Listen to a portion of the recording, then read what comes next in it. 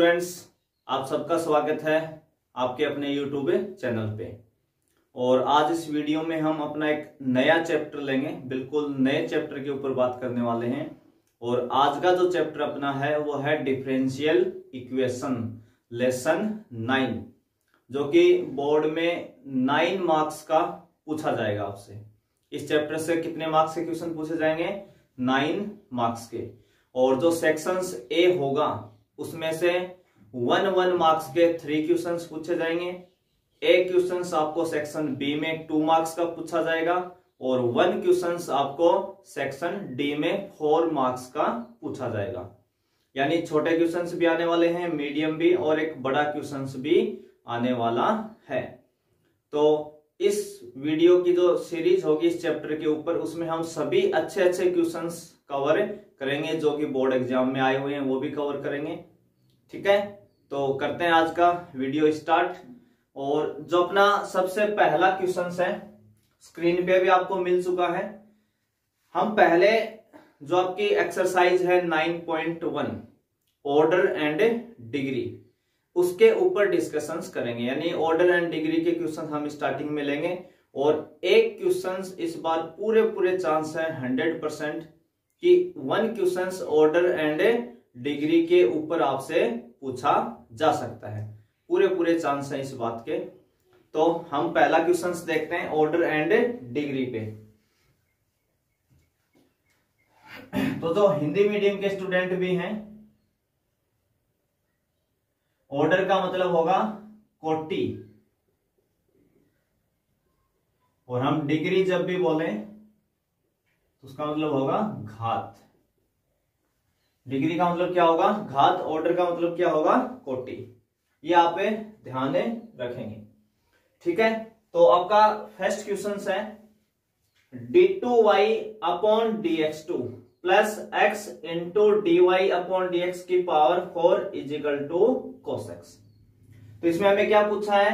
एक तो इसका ऑर्डर पूछा है और एक डिग्री पूछी है, ऑर्डर एंड डिग्री।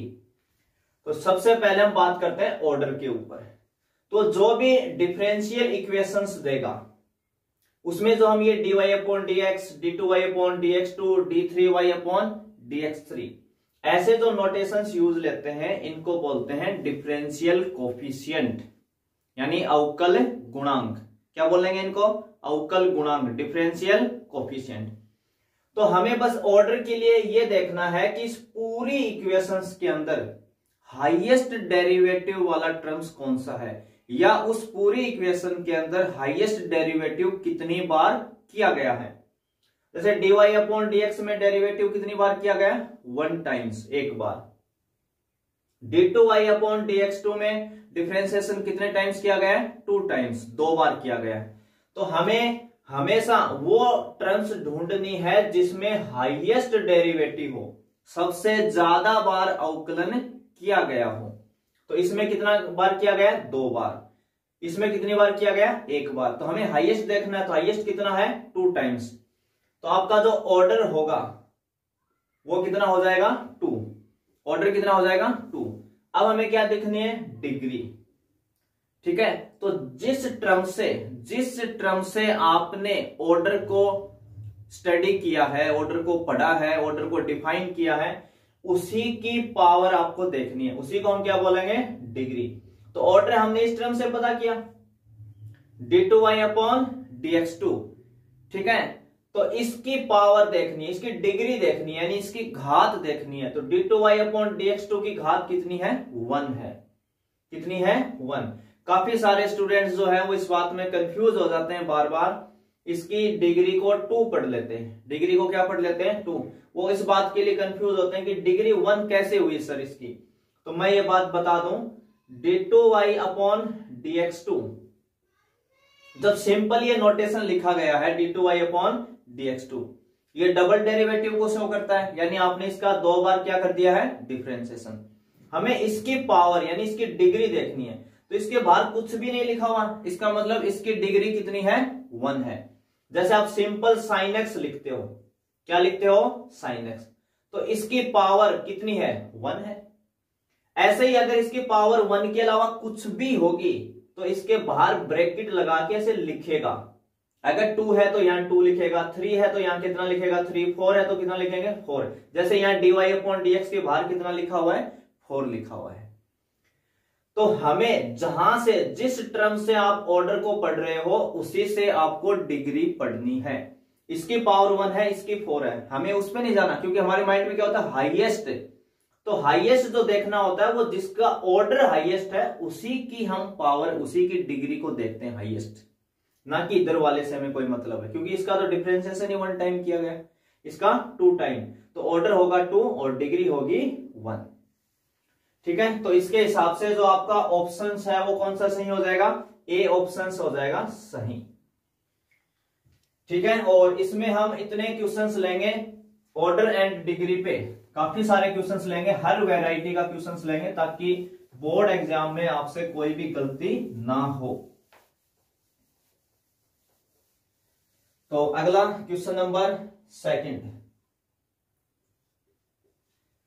जो आपका क्वेश्चन है वो है d2y/dx2 पूरे की पावर है 3 प्लस dy/dx की पावर है 2 plus sine dy/dx equal to +1 equal to 0। और इसकी आपको क्या पूछिए, केवल डिग्री। सेकंड क्वेश्चन में क्या पूछना चाह रहा है, डिग्री पूछना चाह रहा है। तो देखो d2y/dx2 की पावर कितनी है 3, dy/dx की पावर कितनी है 2, साइन के आगे क्या गया dy/dx +1 इजिकल टू 0। हमसे क्या पूछना चाह रहा है कि इसकी डिग्री बता दो, यानी घात बता दो कितनी आएगी। तो एक चीज का हमें विशेष ध्यान रखना है कि ऑर्डर कभी भी पूछे तो हमें कोई दिक्कत नहीं है कि डिफाइन होगा या नहीं होगा, ऑर्डर के साथ कोई पंगा नहीं है, ऑर्डर आप बता सकते हो। पर डिग्री जब भी आप पढ़ें तो आप पहले ये देख लें, इस बात को नोटिस करें, क्योंकि कुछ केस में डिग्री जो है वो डिफाइन नहीं होती है। ऑर्डर हमेशा डिफाइन होगा पर डिग्री कुछ केसेस में नहीं होती है। तो कब नहीं होती है, कैसे हम उसको जज करें, कैसे उसको हम आइडिया करेंगे कि इस केस में नहीं है। तो वो देखिए, आपका जो डिफरेंशियल कोफिशिएंट होता है, डिफरेंशियल कोफिशिएंट बोले तो हम dy/dx, इसको हम y डैश से भी लिख सकते हैं ना, नोटेशन भी बता देता हूं, dy/dx को हम किससे लिख सकते हैं y डैश से भी। ऐसे ही जो d2y/dx2 होता है इसको हम किससे लिख सकते हैं y डबल डैश से भी लिख सकते हैं। तो आपके पास जितने भी ट्रिग्नोमेट्रिक फंक्शन है, साइन, कोस, टेन, कोट, सेक, कोसेक, 6 तो ये हो गए ट्रिग्नोमेट्रिक रेशियो, एक e की पावर और एक log। अगर ये कोई फंक्शन आ रहा है डिफरेंशियल इक्वेशन में, कहीं भी ये फंक्शन आ रहा है और इसके आगे जो एंगल होता है, हमें पता है साइन एक्स, हम क्या लिखते हैं साइन एक्स, उस एक्स की जगह यहां क्या दे दिया dy/dx। तो जब भी कोई ट्रिग्नोमेट्रिक फंक्शन आए और उसमें उस एक्स यानी जो हमारा एंगल होता है उसकी जगह कोई डिफरेंशियल कोफिशिएंट लिख दे, यानी dy/dx लिख दे, d2y/dx2 लिख दे, d3y/dx3 लिख ले, यानी cos के आगे tan के आगे किसी के भी, और e की पावर में लिख दे dy/dx और log के आगे लिख दे dy/dx। अगर ऐसा है तो फिर आपको बहुत ध्यान से डिग्री को पढ़ना है, डिफाइन करना है। तो इन केसेस में मोस्टली जो आपकी डिग्री है वो डिफाइन नहीं होती है, क्योंकि ये जो डिफरेंशियल इक्वेशन है ये पॉलिनोमियल नहीं है इस केस में, यानी इसको बहुपद नहीं माना जाता, क्योंकि जो डिफरेंशियल कोफिशिएंट होता है वो इंडिपेंडेंट होना चाहिए, यानी वो किसी भी फंक्शन के आगे एंगल वाली जगह या e की पावर में या log के आगे अगर ऐसा आता है, ये अपनी पहचान है कि साइन के आगे आ गया, कोस के आगे, e की पावर में आ गया, log के आगे आ गया। अगर ऐसा कभी भी आपको दिखता है तो डिग्री क्या होगी, नॉट डिफाइन होगी। पर कुछ केसेस में डिग्री डिफाइन हो जाती है। जैसे एक एग्जांपल हम देखें, जैसे साइन dy/dx इजिकल टू आ गया x + y, ऐसी कोई इक्वेशंस आ गई तो आप सोचेंगे कि सर ने तो कहा था कि साइन के आगे dy/dx आएगा, तो हम बोल देंगे डिग्री नॉट डिफाइन है। परंतु इस केस में आप देखिए ये साइन अगर उधर चला जाए आरएचएस साइड में, किधर चला जाए आरएचएस साइड में, तो कितना हो जाएगा sine inverse x plus y. तो इस केस में जो आपका डिफरेंशियल कोफिशिएंट है वो इंडिपेंडेंट हो जाएगा, यानी अब कोई दिक्कतें नहीं है। परंतु कई सोचेंगे सर यहाँ पे फिर यहाँ पे भी तो कर सकते थे ऐसा, अगर आप यहां से पूरी इक्वेशन को उस साइड में ले जाके और साइन को उधर लेके जाएंगे तो साइन इनवर्स के आगे आ जाएंगे आपके डिफरेंशियल कोफिशिएंट। तो ये चीज हम कैसे डिसाइड करेंगे कि तुरंत देखते ही हमें पता लग जाए कि अब डिग्री डिफाइन नहीं है, नॉट डिफाइन है।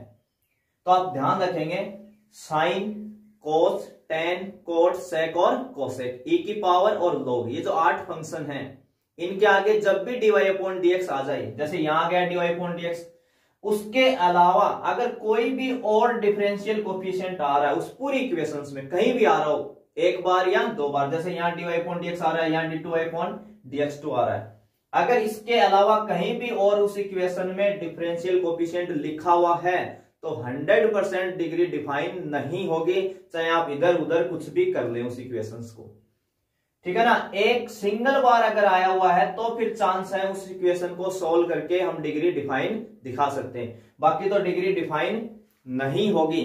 तो इसमें तो 2 बार डिफरेंशियल कोफिशिएंट आए हुए इसके अलावा, तो यहाँ डिग्री क्या नहीं होगी आपकी, डिफाइन नहीं होगी। तो आप बोल सकते हैं नॉट डिफाइन या परिभाषित नहीं है।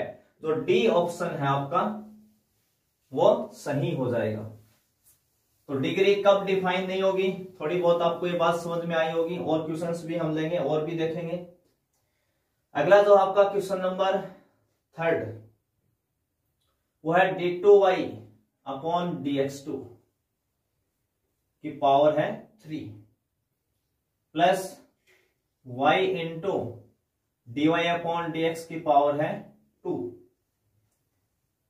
प्लस y की पावर है 5 इज इक्वल टू 0। तो इस क्वेश्चन में क्या पूछ रहा है, ऑर्डर एंड डिग्री, कोटि और घात दोनों पूछ रहा है। तो देखो इसमें कोई ऐसा फंक्शन नहीं है, साइन कोस टेन नहीं है, आगे कोई dy अपॉन dx भी नहीं है, ऐसा कोई वैल्यू नहीं है। तो सबसे पहले हमें ऑर्डर के लिए क्या देखना है, हाईएस्ट डेरिवेटिव।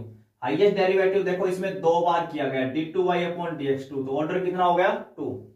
और डिग्री जिस जहां से आपने ऑर्डर पढ़ा, इस टर्म से पढ़ा हमने ऑर्डर यहां से, तो इसकी पावर कितनी है 3, तो डिग्री कितनी हो जाएगी 3 हो जाएगी। तो ऑर्डर 2 होगा और डिग्री कितनी होगी 3। तो इसके हिसाब से कौन सा ऑप्शन सही हो जाएगा आपका, बी ऑप्शन से सही हो जाएगा।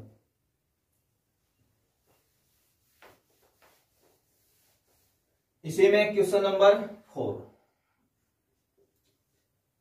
क्वेश्चन नंबर 4 आपका है d2y upon dx2 equal 1 plus dy upon dx का स्क्वायर और पूरे की होल पावर है 3y2।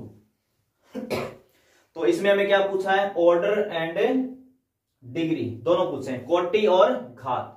तो अगर इस टाइप का क्वेश्चन आपके पास हो जिसमें कोई डिफरेंशियल कोफिशिएंट आए, जैसे यहाँ dy अपॉन dx है, और उसके ऊपर भार क्या हो, फ्रैक्शन फॉर्म में, यानी भिन्न के रूप में पावर हो, यानी 3y2, ये किस फॉर्म में है, फ्रैक्शन फॉर्म में है, तो आपको जल्दी में डिग्री नहीं स्टडी करना है। ऑर्डर पे तो कोई फर्क नहीं पड़ेगा ऑर्डर के ऊपर, पर जो डिग्री है आपकी, जो घात होती है उस पर फर्क पड़ता है। तो अगर कोई भी ऐसी डिफरेंशियल इक्वेशन है जिसमें फ्रैक्शन फॉर्म में अगर पावर आई हुई है, भिन्न के रूप में घात अगर आई हुई है, फ्रैक्शन फॉर्म में पावर अगर आई हुई है, तो पहले उसको आपको वहां से हटाना पड़ेगा, उसके बाद में ही आप ऑर्डर एंड डिग्री को स्टडी करेंगे। तो इस पूरे ब्रैकेट की पावर कितनी है यहाँ 3y2। अगर मुझे यहां से इस फ्रैक्शन फॉर्म को हटाना है तो मुझे हमेशा डिनोमिनेटर को हटाना है। मेरा टारगेट क्या है, वहां से किसको हटाना है, डिनोमिनेटर का। तो डिनोमिनेटर में यानी हर में यहाँ क्या लिखा हुआ है 2, तो आप उस पूरी इक्वेशन का क्या कर देंगे, बोथ साइड स्क्वायरिंग कर देंगे, दोनों पक्षों का वर्ग, बोथ साइड स्क्वायरिंग। तो स्क्वायरिंग करेंगे कितना आ जाएगा, d2y अपॉन dx2, इसका क्या आ जाएगा स्क्वायर। और जब इस इक्वेशन का स्क्वायर करेंगे तो क्या लिखेंगे, 1 प्लस dy अपॉन dx की पावर 2 की होल पावर 3। जैसे आप स्क्वायरिंग करेंगे तो ये 2 क्या हो जाएगा आपका कैंसिल, ये वाला जो 2 है ये क्या हो जाएगा कैंसिल स्क्वायरिंग करने से। देखो ऐसे होगा कैंसिल, ये आपका 2 था और इस पूरे का जब आप स्क्वायरिंग करेंगे तो इस 2 से ये 2 क्या हो जाएगा कैंसिल हो जाएगा। तो इस चीज में भी काफी कंफ्यूज रहते हैं कि हमें स्क्वायरिंग ही करना है या क्या करना है, या बोथ साइड कभी क्यूब भी करनी पड़ सकती है क्या, या स्क्वायरिंग करनी पड़ सकती है क्या। तो वो सारा मामला किसके ऊपर डिपेंड है, इस फ्रैक्शन वाली वैल्यू पे। यहां फ्रैक्शन कितनी आपकी 3/2 है, तो आपको बस हमेशा डिनोमिनेटर के ऊपर नजर रखनी है। अगर यहाँ 2 है तो आप बोथ साइड स्क्वायरिंग कर देंगे, अगर यहाँ 3 है तो आप बोथ साइड क्या कर देंगे क्यूब है। कल को अगर यहाँ पावर 4 है तो बोथ साइड आप पावर 4 लगा देंगे। यानी किसके ऊपर डिपेंड करेगा, ये डिनोमिनेटर के ऊपर डिपेंड करेगा। तो हमने क्या कर दिया, बोथ साइड क्या कर दी इसकी स्क्वायरिंग कर दी। अब आपको ऑर्डर एंड डिग्री, कोटि और घात पढ़ना है। ऑर्डर का मतलब हाईएस्ट डेरिवेटिव। तो देखो इसमें तो 1 टाइम है, इसमें 2 टाइम है, तो ऑर्डर कितना हो गया 2। और डिग्री कहां से पढ़ना है, यहीं से, जहां से आपने ऑर्डर पढ़ा है वहीं से डिग्री। तो इसकी पावर कितनी है 2, तो ऑर्डर भी 2 एंड डिग्री भी 2। ठीक है, तो ये अच्छा क्वेश्चन है। अगर थोड़ा बहुत इधर उधर से पूछता है, और बुक में भी नहीं है ऐसा कोई क्वेश्चन, इसलिए क्वेश्चन आपका अलग से लिया है ताकि आपको पैटर्न समझ में आ जाए अच्छे से। इसी में question number 5, 2x² into d2y upon dx2 -3 into dy upon dx। Question number अपना है ये 5 plus y is equal to 0। इसमें हमें क्या पूछा, केवल ऑर्डर बता दो। क्या बता दो, ऑर्डर। तो बिल्कुल आसान सा ऑर्डर बताना। इसमें 1 टाइम, इसमें 2 टाइम, तो हम तो हाईएस्ट देखते हैं। तो ऑर्डर कितना हो गया 2। मैक्सिमम डिफरेंस कितनी बार किया गया, सॉरी डिफरेंस का नहीं, डिफरेंशिएशन कितनी बार किया गया 2 टाइम्स किया गया। तो ऑर्डर कितना हो जाएगा 2 हो जाएगा। ठीक है ना, केवल क्या पूछा है ऑर्डर। और अगर डिग्री पूछ लेता तो कितनी हो जाती है यहाँ पे 1, डिग्री कितनी होती 1। अगला क्वेश्चन नंबर 6, छोटे छोटे क्वेश्चन हैं, इनमें कोई ज्यादा टाइम लगना नहीं है। d4y upon dx4 plus sine d3y upon dx3 is equal to 0। क्या बताना आपको, ऑर्डर और डिग्री। तो देखो ऑर्डर के लिए तो हम क्या देखेंगे, हाईएस्ट डेरिवेटिव। तो इसमें 3 टाइम्स है और यहाँ पे 4 टाइम्स है, तो 4 टाइम्स हो गया हाईएस्ट अपना। तो ऑर्डर तो कितना हो गया 4। और ये मैंने कहा था कि साइन के आगे जो एंगल होता है वहां पे कोस के आगे जो एंगल है, टेन जो है, ई की पावर है और लॉग है, अगर वहां डिफरेंशियल कोफिशिएंट आए तो डिग्री डिफाइन नहीं होगी। और उसको अगर कंफर्म करना है तो आपको बस ये देखना है इसके अलावा एक और डिफरेंशियल कोफिशिएंट आया हो उस इक्वेशन में। जैसे एक बार तो यहां गया, उसके अलावा यहां भी क्या आया हुआ है डिफरेंशियल कोफिशिएंट, अवकल गुणांक। इसके अलावा अगर कहीं भी उस इक्वेशन में डिफरेंशियल कोफिशिएंट अगर आ रहा है तो 100% फिर आपकी जो डिग्री है वो नॉट डिफाइन हो जाएगी। क्या हो जाएगी, नॉट डिफाइन।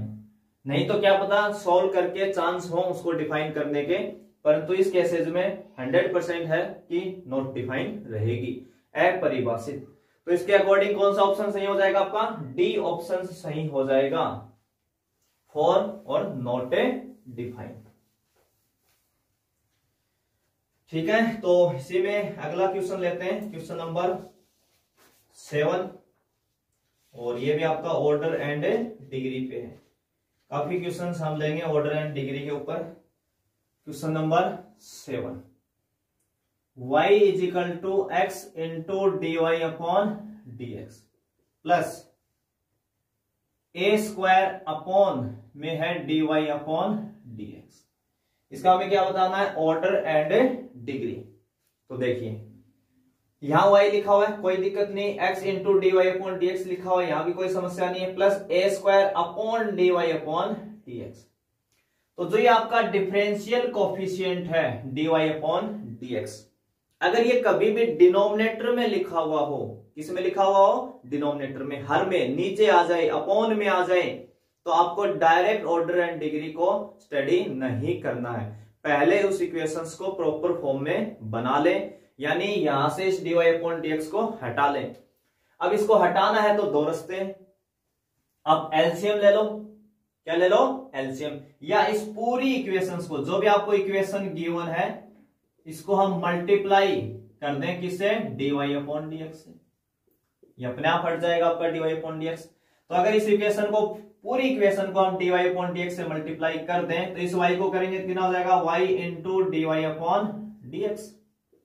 इधर करेंगे तो x इंटू, एक तो 1 dy अपॉन dx, तो पहले से ये एक बार और मल्टीप्लाई कर दोगे, क्या हो जाएगा? dy अपॉन dx का स्क्वायर, प्लस यहां से कितना हो जाएगा? a स्क्वायर, क्योंकि इसको मल्टीप्लाई करोगे तो कैंसिल हो जाएगा, इसे ही तो हटाना था हमें।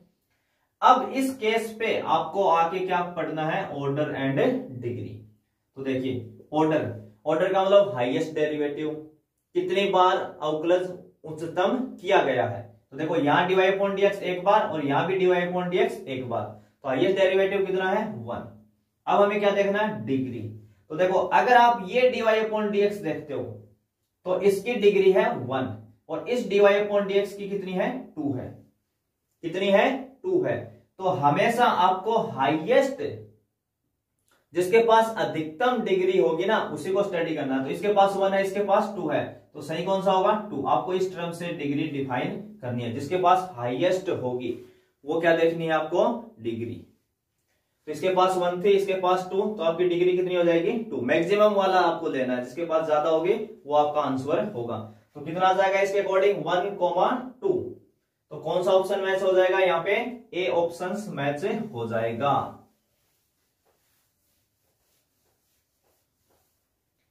अगला क्वेश्चन नंबर 8।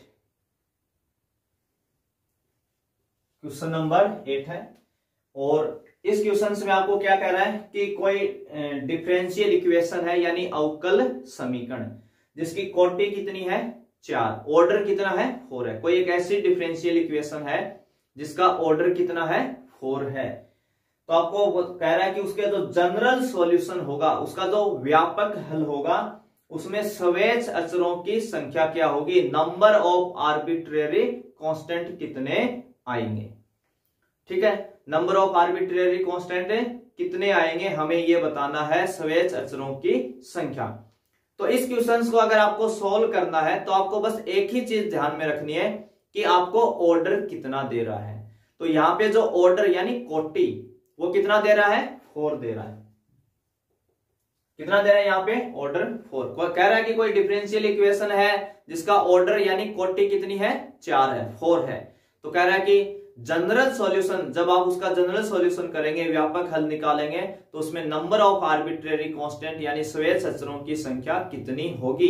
तो जितना ऑर्डर होता है उतने ही नंबर ऑफ आर्बिट्रेरी कांस्टेंट होते हैं। यानी अगर ऑर्डर 4 है तो स्वैच अचरों की संख्या भी कितनी होगी? 4 होगी। अगर ऑर्डर 3 है तो नंबर ऑफ आर्बिट्रेरी कांस्टेंट कितने होंगे? 3 होंगे। अगर ऑर्डर 2 है तो नंबर ऑफ आर्बिट्रेरी कांस्टेंट कितने होंगे? 2 होंगे। तो यानी नंबर ऑफ आर्बिट्रेरी कांस्टेंट किसके ऊपर डिपेंड करता है? ऑर्डर के ऊपर करता है। तो ऑर्डर आपको यहाँ कितना दिया है? 4। तो नंबर ऑफ आर्बिट्रेरी कांस्टेंट भी कितने हो जाएंगे? 4। तो कौन सा ऑप्शन सही हो जाएगा इस केस में? डी। अगला जो 9 है वो भी इसी पैटर्न्स का क्वेश्चन है, जिसमें कह रहा है कि 3 कोटि वाले किसी अवकल समीकरण के विशिष्ट हल में उपस्थित स्वैच अचरों की संख्या, यानी कोई एक ऐसी डिफरेंशियल इक्वेशन है जिसका ऑर्डर कितना है? 3 है। तो कह रहा है कि उसके पर्टिकुलर सॉल्यूशन में, देखो पहले वाला जो क्वेश्चन था उसमें था जनरल सॉल्यूशन, व्यापक हल। अब जो हम बात कर रहे हैं उसकी कर रहे हैं पर्टिकुलर सॉल्यूशन, विशिष्ट हल। तो जिन्होंने डिफरेंशियल इक्वेशन पढ़ा है उनको सबको पता है अब तक तो कि जो जनरल सॉल्यूशन है और जो पर्टिकुलर सॉल्यूशन है उसमें क्या फर्क होता है। तो जब भी आपको पर्टिकुलर सॉल्यूशन के अंदर क्या पूछे? नंबर ऑफ आर्बिट्रेरी कांस्टेंट यानी स्वैच अचरों की संख्या, किसमें पूछे? पर्टिकुलर सॉल्यूशन, विशिष्ट हल में, उस दिन हमेशा आंसर होगा आपका 0। क्या होगा? 0। जब पर्टिकुलर सॉल्यूशन की बात करें यानी विशिष्ट हल की बात करें और आपसे क्या पूछे? नंबर ऑफ आर्बिट्रेरी कांस्टेंट, स्वैच अचरों की संख्या, तो हमेशा आंसर कितना देंगे? 0 देंगे, क्योंकि जो पर्टिकुलर सॉल्यूशन होता है उसमें कोई आर्बिट्रेरी कांस्टेंट नहीं होता है।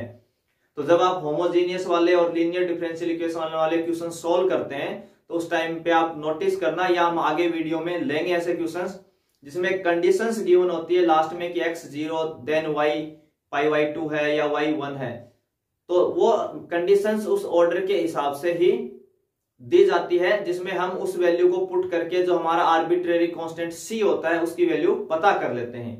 तो जब हम c की वैल्यू वापस इस इक्वेशन में पुट कर देते हैं तो वो पर्टिकुलर सॉल्यूशन कहलाता है विशिष्ट हल, और उसमें कोई भी आर्बिट्रेरी कांस्टेंट नहीं होता है।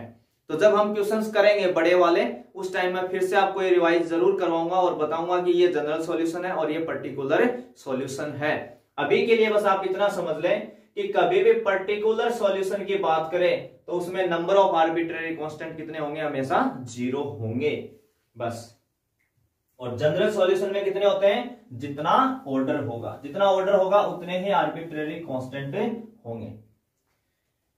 इसी में क्वेश्चन नंबर जो 10 है उसमें एक इक्वेशन दी है y is equal to c1 e की power x plus c2 into e की पावर माइनस x।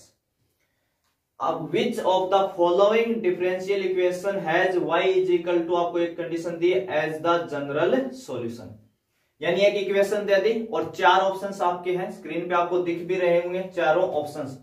तो ये कह रहा है कि इस इक्वेशंस का या जो चारों ऑप्शंस हैं उनमें से कौन सी इक्वेशन का ये जनरल सॉल्यूशन है, ये आपको बताना है। चारों ऑप्शंस में कौन सा ऐसा ऑप्शन सही है जो जिसका ये जनरल सॉल्यूशन है, ये वाली इक्वेशन की आपकी जनरल सॉल्यूशन है, ये आपको देखना है। तो आप अगर चारों ऑप्शंस देख रहे हैं तो उसमें आप देखिए हाईएस्ट जो डेरिवेटिव है वो 2 टाइम्स किया गया है। कितने टाइम्स किया गया है, 2 टाइम्स। सभी ऑप्शन में d2y अपॉन dx2 आपको दिख रहा है। तो आपको क्या करना है, अगर उन चारों ऑप्शंस में कौन सा सही है ये पता करना है तो आप क्या करेंगे, इस इक्वेशन का डिफरेंशिएशन कर देंगे। क्या कर देंगे, differentiation with respect to x। तो y का तो कितना हो जाएगा, dy अपॉन dx हो जाएगा। c1 क्या है यहाँ पे, आर्बिट्रेरी कांस्टेंट, तो c1 को हम छोड़ देंगे, e की पावर x का क्या हो जाएगा डिफरेंशिएशन, e की पावर x। अब यहां c2 को छोड़ देंगे और e की पावर माइनस x का डिफरेंशिएशन होता है माइनस e की पावर माइनस x। डिफरेंशिएशन सबको आता है, हमने पढ़ लिया पहले। अब आपको अगर d2y अपॉन dx2 तक पहुंचना है तो इसका एक बार और डिफरेंशिएशन कर देंगे ना, दोबारा कर देंगे फिर से।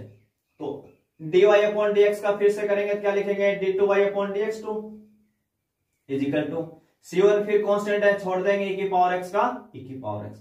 इसमें c2 कांस्टेंट है, उसको छोड़ देंगे, e की पावर माइनस x का जो फिर डिफरेंशिएशन करेंगे क्या आएगा, माइनस e की पावर माइनस x, और एक माइनस पहले से है तो माइनस माइनस क्या हो जाएगा प्लस e की पावर माइनस x। तो d2y अपॉन dx2। अब देखिए ये जो वैल्यू आपकी, ये इक्वेशन फर्स्ट से, अगर इसको हम इक्वेशन फर्स्ट बोल दें कुछ देर के लिए यहाँ पे, तो ये किसके इक्वल है, y के। तो यहां कितना आ जाएगा y, यानी इसकी जगह हम वापस क्या रखवा सकते हैं, y। और इससे आप क्या लिख सकते हो, d2y upon dx2 minus y is equal to 0। ये वो आपकी डिफरेंशियल इक्वेशन है। तो कौन सा ऑप्शन सही होगा इसके अकॉर्डिंग, बी ऑप्शन क्या हो जाएगा आपका, सही हो जाएगा। तो बस आपको क्या करना है, डिफरेंशिएशन करना और कुछ भी नहीं करना है इस क्वेश्चन के अंदर। तो ये था आपका क्वेश्चन नंबर 10। इसी में अगला देखते हैं क्वेश्चन नंबर 11। इसमें एक इक्वेशन आपको दी है y is equal to x। y is equal to कितना दिया हुआ है, x। कह रहा है कि निम्नलिखित अवकल समीकरणों में से किस समीकरण का व्यापक हल है। यानी हमारे जो 4 ऑप्शंस गिवन है a b c d, वो चारों क्या है, डिफरेंशियल इक्वेशन है। तो उनमें से कौन सी ऐसी इक्वेशन है जिसका ये जनरल सॉल्यूशन है। क्या है ये, जनरल सॉल्यूशन, यानी व्यापक हल है। ठीक है, तो अगर उसमें आप देखें तो देखिए कितनी बार डिफरेंशिएशन किया गया है, हाईएस्ट 2 टाइम्स। कितनी बार किया गया है, 2 टाइम्स, d2y अपॉन dx2। तो चारों ऑप्शंस आपके सामने हैं। आपको क्या करना है, कैसे चेक करना है कि किसका सॉल्यूशन है वो समझिए। अगर इसका हम डिफरेंशिएशन कर दें, y is equal to x का क्या करते हैं, डिफरेंशिएशन, इसका हम डिफरेंशिएशन कर दें विद रेस्पेक्ट टू x, तो y का कितना हो जाएगा, dy अपॉन dx। और x का कितना हो जाएगा 1। इसका फिर से कर दें एक बार और, तो d2y अपॉन dx2, ये तो किसका हो गया dy अपॉन dx का, और 1 का कितना हो जाएगा 0, यानी dy अपॉन dx 1 आ जाएगा और d2y अपॉन dx2 कितना आ जाएगा 0 आ जाएगा। अब आपके जो चार ऑप्शंस हैं उन सब में आप ये दोनों वैल्यू रख के देखोगे, और जिस ऑप्शंस को ये सेटिस्फाई करेंगे वही आपका क्या हो जाएगा आंसर हो जाएगा। जैसे ऑप्शन ए है, पहले हम ऑप्शन ए चेक कर रहे हैं एक बार। क्वेश्चन नंबर है अपना 11, ऑप्शन ए। ऑप्शन ए दिया आपको d2y upon dx2 minus x square into dy upon dx plus x y is equal to x. ये क्या है ऑप्शन ए है। ये इसकी कौन सी साइड है LHS। हमें LHS के अंदर मान रखने हैं, और रखने पर अगर आपको RHS मिल जाए तो वही आपका आंसर होगा। तो देखो d2y अपॉन dx2 कितना है यहाँ 0, तो यहां हम क्या रख देंगे 0, फिर minus x square into dy upon dx कितना है 1 है, प्लस x इंटू वाई। देखो यहां पे इक्वेशन फर्स्ट से y की जगह कितना है x है, y की जगह कितना है x, तो इस y की जगह क्या रख देंगे हम x रख देंगे। तो कितना आया ये माइनस एक्स स्क्वायर, एक्स को x से करेंगे तो आ जाएगा प्लस एक्स स्क्वायर कितना आया 0। तो ये किसके इक्वल नहीं है RHS के इक्वल नहीं है। RHS में कितना है x, यानी हमें सभी ऑप्शंस में से रख रख के चेक करना है, और जिसको सेटिस्फाई कर देंगे ये वैल्यू वही आपका क्या हो जाएगा आंसर हो जाएगा। तो ऑप्शन ए तो सही नहीं है भाई, कौन सही नहीं है ऑप्शन ए सही नहीं है। तो अगला कौन सा देखें, ऑप्शन बी देखते हैं चलो, है ना, किसको ट्राई करते हैं बी को। तो ऑप्शन बी कितना है d2y upon dx2 plus x into dy upon dx plus x y और इजिकल टू कितना है x है।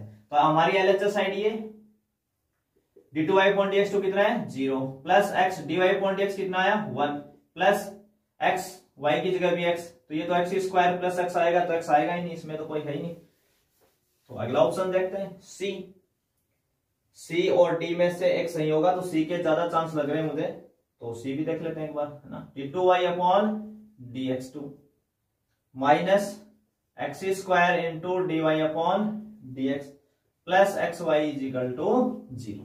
तो ये आपकी LHS साइड है। d2y अपॉन dx2 कितना आया 0, minus x square into dy upon dx, dy upon dx कितना आया 1, प्लस x इंटू वाई, और y इक्वल कितना है x है, तो ये हो गया माइनस एक्स स्क्वायर और प्लस एक्स स्क्वायर, तो कितने हो जाएंगे कैंसिल हो गए 0, किसके इक्वल आ गया RHS के। तो कौन सा ऑप्शन सही हो जाएगा आपका सी ऑप्शन से सही हो जाएगा। तो आपको ये पूछना चाह रहा था कि जो चारों ऑप्शंस हैं ए बी सी डी, इन चारों में डिफरेंशियल इक्वेशन है, अवकल समीकरण है, तो इनमें से कौन सी ऐसी डिफरेंशियल इक्वेशन है जिसका जनरल सॉल्यूशन यानी व्यापक हल ये वाली इक्वेशंस है। तो हमें क्या करना है, इस इक्वेशन का 2 बार डिफरेंशिएशन करना है, एक तो dy अपॉन dx आ जाएगा, एक d2y अपॉन dx2, और ये दोनों वैल्यू आप चारों ऑप्शंस में रख रख के चेक कर लें, जिस ऑप्शंस को ये सेटिस्फाई करेंगे मान वही आपका क्या हो जाएगा आंसर हो जाएगा। तो आसान क्वेश्चन है, कोई मुश्किल नहीं है, इसमें कोई ज्यादा टाइम भी नहीं लगना अगर आपकी थोड़ी सी पहले से प्रैक्टिस है तो। Question number 12, dy upon dx is equal to e की पावर में क्या लिखा हुआ है x प्लस y, और कह रहा है इसका व्यापक हल बता दो, जनरल सॉल्यूशन से बता दो। ठीक है, व्यापक हल यानी जनरल सॉल्यूशंस, 4 ऑप्शंस भी हमारे पास। ठीक है, तो इसको कैसे सॉल्व करना है, तो हम इस चैप्टर के अंदर 3 मेथड पढ़ते हैं। 9.4 में एक मेथड पढ़ते हैं, 9.5 में एक पढ़ते हैं और एक 9.6 में पढ़ते हैं। 9.4 जो है वो तो आपकी वेरिएबल सेपरेशन मेथड पे, चरों को पृथक करना, और जो 9.5 है वो है होमोजीनियस डिफरेंशियल इक्वेशन, समघात अवकल समीकरण, और जो 9.6 है वो लीनियर डिफरेंशियल इक्वेशन यानी रैखिक अवकल समीकरण। तो आपको क्या ध्यान रखना है कि क्वेश्चन तो 1 मार्क्स में पूछा हुआ है मल्टीपल चॉइस के अंदर, तो ज्यादा जो चांस है वो कौन सी एक्सरसाइज के होंगे 1 मार्क्स में 9.4 के, सेपरेशन यानी वेरिएबल का सेपरेशन करना, चरों को अलग अलग करना। अगर कोई लीनियर डिफरेंशियल इक्वेशन का क्वेश्चन होगा तो उसमें आपको केवल IF यानी इंटीग्रल फैक्टर समाकल गुणक पूछ सकता है, तो वो आगे क्वेश्चंस हम ऐसे लेंगे। पर जो सबसे ज्यादा जो चांस होंगे वो किसके होंगे, वेरिएबल सेपरेशंस के, चरों को अलग अलग करना। तो एक बार आप जरूर हल्के से उसको एक नजर से देखेंगे कि क्या ये मेथड अप्लाई हो सकता है। काफी सारे स्टूडेंट इन तीनों मेथड में बहुत कंफ्यूज रहते हैं कि कौन सा अप्लाई होगा।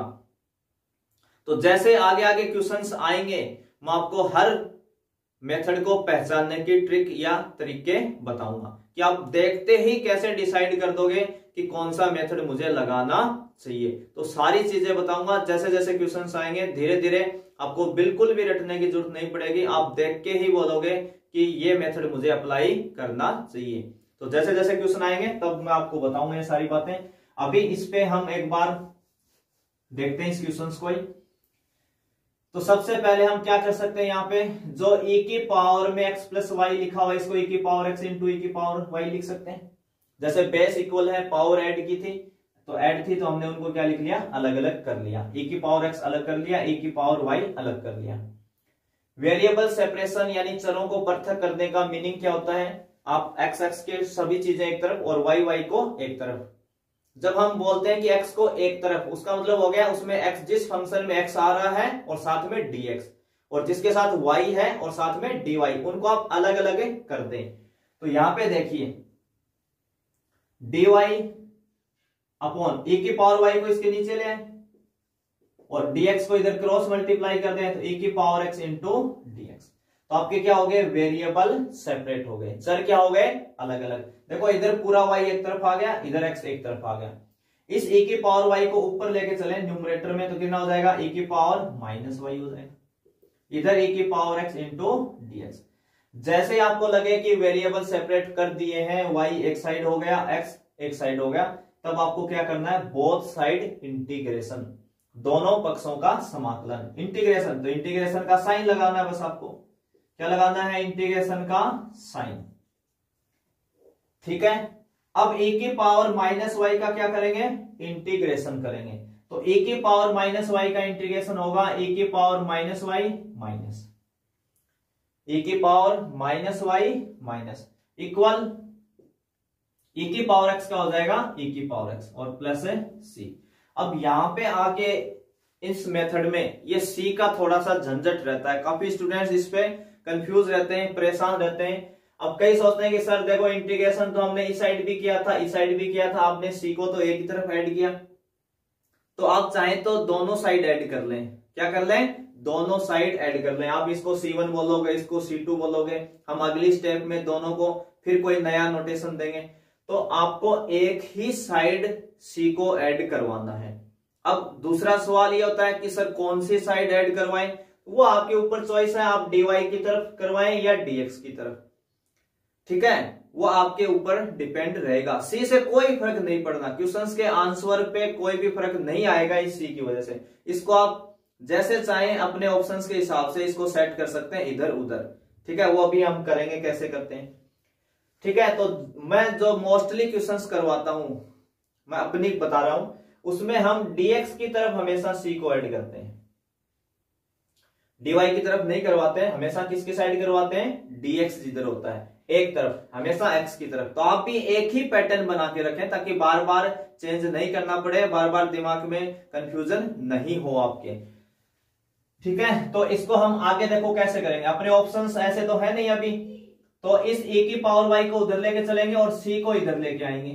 तो e की पावर x देखो उधर पहले से लिखा हुआ है और ये उधर जाएगा तो प्लस हो जाएगा e की पावर माइनस y, और ये c इधर आएगा तो माइनस c। अगर आप ऐसा ऑप्शंस मैच कराएंगे तो आपको बिल्कुल नहीं मिलने वाला है। बुक वाला या जो ऑप्शंस देगा उसमें ये c माइनस c ऐसा कभी नहीं लिखेगा। तो आपको क्या समझना है, e की पावर x प्लस e की पावर माइनस y, इस माइनस c को हम एक नया नाम दे देंगे c डैश। क्या दे देंगे, c डैश। किसको बोला हमने c डैश, माइनस c को क्या बोला, c डैश बोला। अब आपका ये ऑप्शन सही हो जाएगा। अब काफी स्टूडेंट सोचेंगे इसके अकॉर्डिंग कौन सा ऑप्शन सही हो रहा है, e की पावर x प्लस e की power minus Y equal to C. Option A सही हो रहा है। e की पावर x प्लस e की power minus Y equal to C. कौन सा ऑप्शन सही हो रहा है? ए। अब कई स्टूडेंट सोच रहे हैं कि सर वहां तो सी लिखा हुआ है, सी डैश तो है ही नहीं उसके अंदर। तो हम चाहें तो यहाँ पहले वाले को सी डैश बोल सकते हैं और इसको सी बोल सकते हैं। तो आर्बिट्रेरी कांस्टेंट जो अपना ये सी होगा, इसके ऊपर आपको कभी भी प्रेशर में नहीं आना इसको देख के कि यहाँ सी है वहां सी डैश है, ऐसा कुछ भी है। यही आपका सी है, यही आपका सी डैश है। तो ऑप्शंस जो भी हो आप अपना सोल्व करें अलग से और उसको क्या नाम दे दें? सी। हम चाहते तो यहाँ पहले यहाँ क्या बोल दें? C dash. यहाँ भी क्या बोल दें? C dash. और इसको हम क्या बोल दें? सी। वो हमारे ऊपर निर्भर करता है। तो आपको इन चीजों को मैच करवाना है। आर्बिट्रेरी कांस्टेंट की कोई टेंशन नहीं लेनी है। 1/c आएगा तब भी हम उसको सी डैश बोल देंगे, माइनस सी आएगा तब भी सी डैश बोल देंगे। चाहे तो पहले सी डैश बोल दो फिर सी बोल दो, उसकी टेंशन नहीं लेनी है। इसको जैसे चाहे वैसे एडजस्ट कर लेना, इधर उधर कोई समस्या नहीं है। आपको बस ये वाली चीज मैचिंग करानी है, ठीक है। तो इन क्वेश्चंस में ये थोड़ी सी दिक्कत रहती है सी की इधर उधर लिखने की, ठीक है। तो आपको उसमें टेंशन नहीं लेनी है। आप नोटेशन कैसे भी दें कोई समस्या नहीं है। सी डैश लिख रहे हैं तो उसको सी समझे आप। आपने एक बार उसको सी डैश नाम दिया तो अपनी तरफ से क्या समझे? सी। और फिर अपना आंसर मैच से करवाएं। तो ये चीजें आपको समझ में आई होंगी कि सी को हमें कैसे डील करना है, एक साइड ही ऐड करना है। आगे और क्वेश्चंस में करेंगे तो और भी डिस्कशंस करेंगे सी को कैसे टैकल करना है, ठीक है। तो आज के इस वीडियो में हम बात करेंगे यहीं तक। क्वेश्चन नंबर कितने कवर हो गए अपने? 12। नेक्स्ट वीडियो में और क्वेश्चंस हम लेंगे और ऑर्डर एंड डिग्री पे जितने भी क्वेश्चंस ले रहे थे हमने 11 क्वेश्चंस ले लिए। और इतने क्वेश्चंस होने के बाद आपको सारी चीजें समझ में आ गई होंगी। आराम से आप कवर कर सकते हैं अपनी बुक के क्वेश्चंस, कोई प्रॉब्लम नहीं आएगी किसी भी क्वेश्चंस के अंदर, ठीक है। तो अगर आपको सारी चीजें समझ में आ रही हैं तो आप कमेंट करके जरूर बताएंगे और अपने साथी स्टूडेंट्स को भी आप बताना, इस सीरीज का वो भी फायदा उठाएं। तब तक के लिए आप सभी का एक बार फिर से धन्यवाद।